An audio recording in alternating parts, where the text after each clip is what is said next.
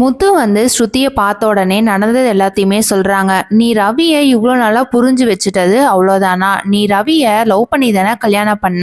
அப்புறம் ஏன் உனக்கு ரவி மேல அவ்வளோ சந்தேகம்? ரவி பண்ணது தப்பு தாங்க.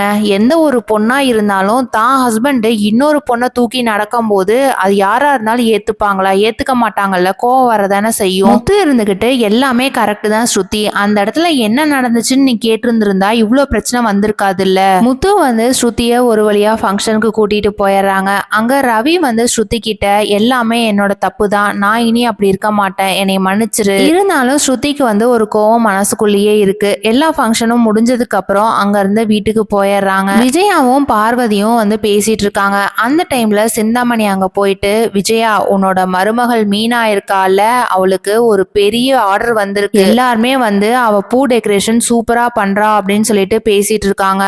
அவ வந்து அந்த ஆர்டர் பண்ணவே கூடாது, அது எப்படியோ நீ தான் வந்து தடுத்து நிறுத்தணும், அது உன்னோட கையில தான் இருக்கு அப்படின்னு சொன்ன உடனே விஜயா இருந்துகிட்டு, அப்படின்னா நீ எனக்கு எவ்வளவு காசு தர? இந்த ஆர்டர் மட்டும் எனக்கு கிடைச்சதுன்னா இந்த வருமானத்துல இருந்து நான் உனக்கு கொஞ்சம் தரேன். விஜயா உடம்பு சரியில்லாத மாதிரியே நடிச்சிட்டு இருக்காங்க. மீனாவும் வந்துட்டு விஜயாவை கவனிச்சிட்டு இருக்காங்க. ஆனா மீனாக்கு வந்து நிறைய போன் கால் வருது. அது மூலியமா எப்படியோ அந்த ஆர்டரை வந்து முடிச்சிடுறாங்க. சிந்தாமணி என்ன முடிவு பண்ண போறாங்கிறத வெயிட் பண்ணி பார்க்கலாம். தேங்க்யூ.